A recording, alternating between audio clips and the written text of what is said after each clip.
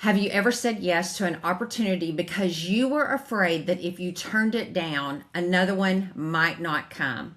Well, I have. Welcome to the Fear Forward CEO podcast. I'm Tonya Gossage, your host.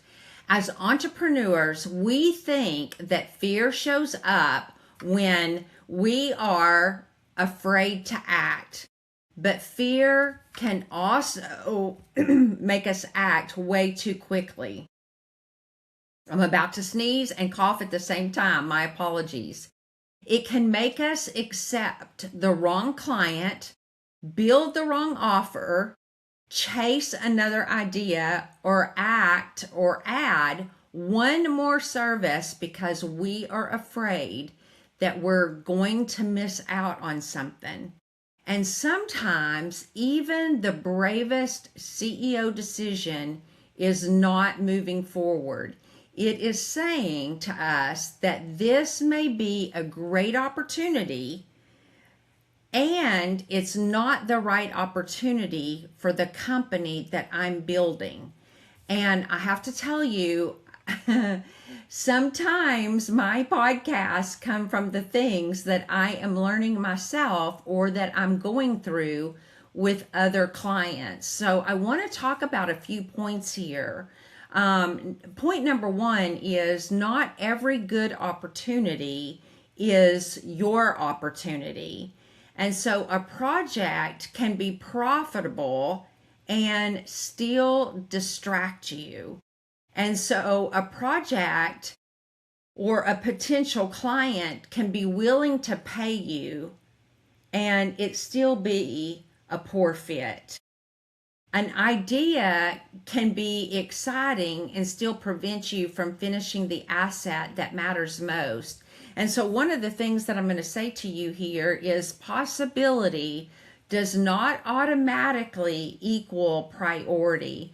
Just because something comes up to you and it looks good doesn't mean that you automatically should go after it. It could be a distraction. So again, not every good opportunity is going to be your opportunity. There needs to be some other things that you consider when opportunities arise to you. So we'll talk about some of those other things a little bit later. But point number two here is fear sometimes disguises itself as ambition. Fear may sound like something like some of these statements here. I need this revenue. I have to have it. Someone else will do it if I don't. This could be something big. I better not let it pass by me. I already have started this conversation, so I need to continue it. If I don't, what are they going to think about me? I need to add this before the market changes because you're afraid that you're going to miss out on something. So I want you to know that sometimes we just have to stop and step back and evaluate things. Sometimes I say we just have to jump off of the fear bridge, but sometimes we have to step back as well. So number three, use a vision filter. And so let me tell you, sometimes you have to step back and just ask yourself a few questions. And some of those questions might be, does this strengthen the opportunity or the company that I'm trying to build? And here I've shaken up my drink and I didn't have my lid on very good. That was not very smart of me. But does this strengthen the company that I'm intentionally trying to build? And then will it create a reusable asset or only more work? Sometimes I find myself creating something that I'm only going to use for one client and then I can't use it again, and maybe that's wasted time and effort. And then can it produce reoccurring value or reoccurring income? And then will it become worthwhile in a case study later on down the road. And then, would I still want this client or this service or commitment 3 years down the road? I will tell you that this might be one of the biggest things that I have maybe had the most in my business. I'm having to get a wet wipe here because I've spilt this all in my lap. One of the biggest things is sometimes I will create something and then I find that it's not something that I'm going to use 3 years down the road. Maybe I'm only going to use it for 6 months or maybe even a year. And then I'm like, well, that was great. That was all wasted time and effort. And maybe I've spent a long time on that particular thing. And so I will tell you that right now, I'm spending more time putting systems and architectures in place to avoid those types of things in the future. And then as I'm working with companies, doing the same thing with them, because if it's not building towards my 20-year vision and plan, then it's not happening. So right now, I'm asking myself questions about the long-term goal.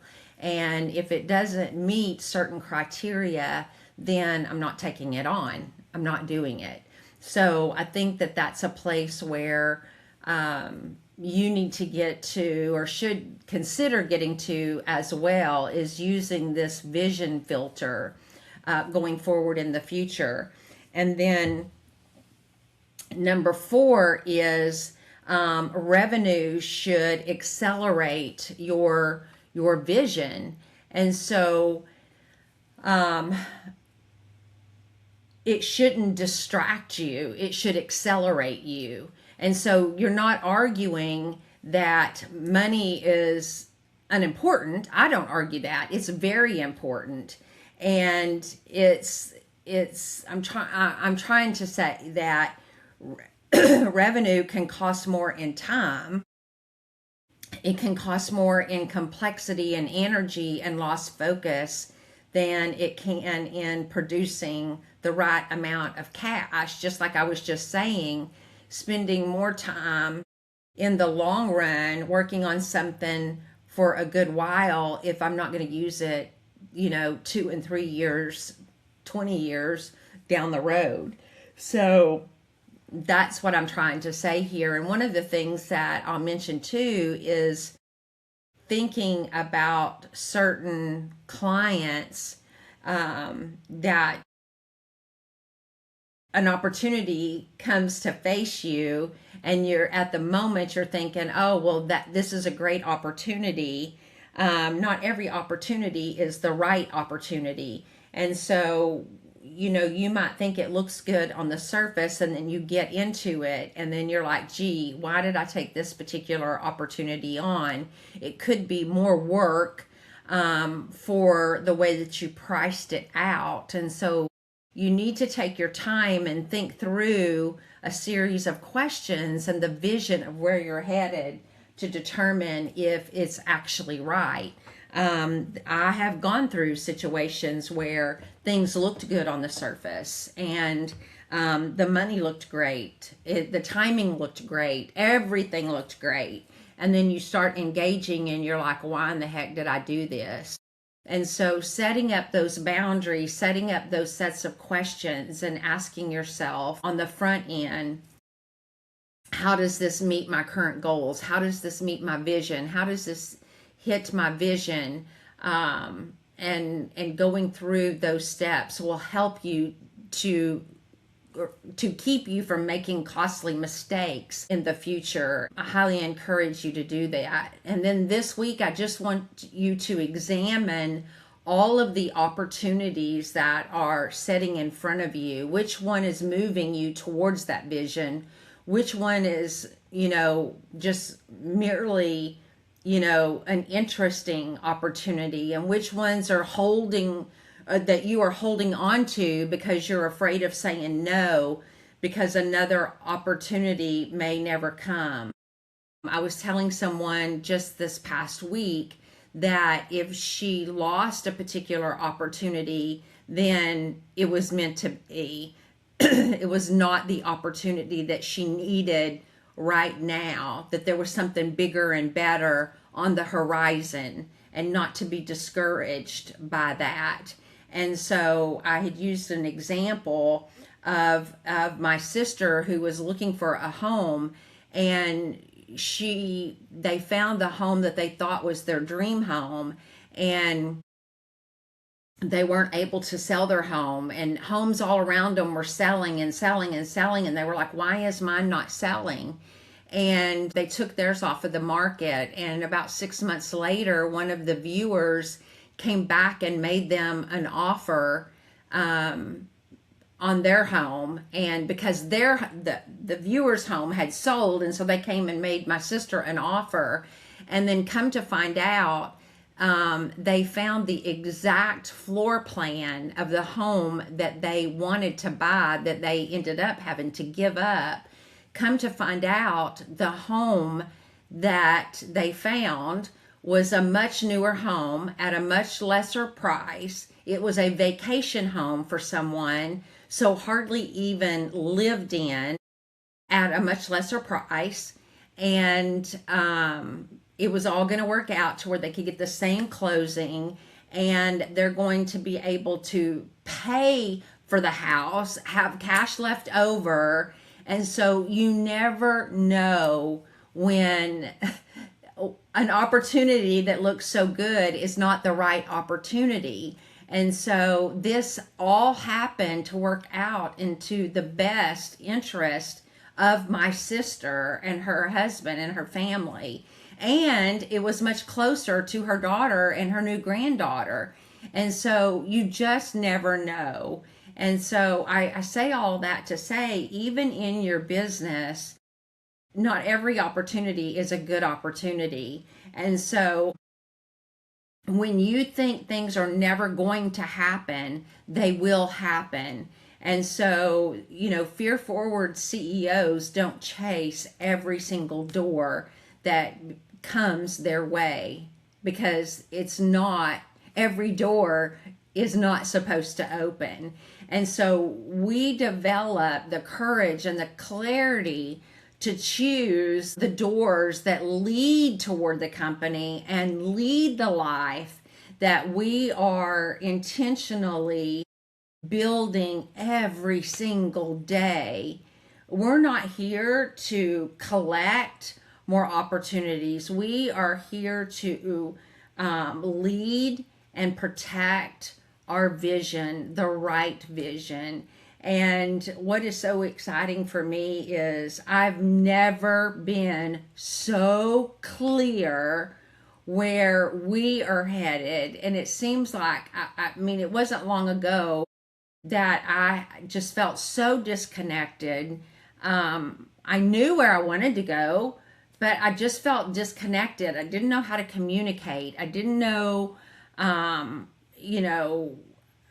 knew what we wanted to do. I knew what the direction I wanted to head. I knew what everything was, but it just seemed like I was naming everything incorrectly, and just having long conversations with ChatGPT and Claude and Manus and all of the things that they came back and said, you're doing all of the right things, you're just calling things the wrong thing. And so it's not that we're building, CRMs and AI tools and blah, blah, blah, blah, blah. We literally build operating systems for companies, and all of those things are our tools. We literally build transformations for companies. We help people go from where they are to where they want to be. And we transform who you are today into who you want to become. And so it was just like the light bulbs were coming on, and it was like, you're right. We don't do the small things. We do the big things. And so it was so transformational to to have those conversations. And it is more than we just do social media. We do more than just websites. I do more than just coaching. I do more than just consulting. And we literally build transformations for people. It's just amazing to sit here and just to be able to say, you know, don't be afraid. Don't be afraid to say no when things come up, and don't be afraid to be there and have clients say no to you, to your offer. It is going to come. It is going to come. So anyway, thank you for being here. Thank you for listening. If you're not a subscriber, hit the subscribe button and let us know in the comments what has resonated with you today. I love you. Thank you for being here. Thank you for being consistent. And until next week, we'll see you again soon. Bye.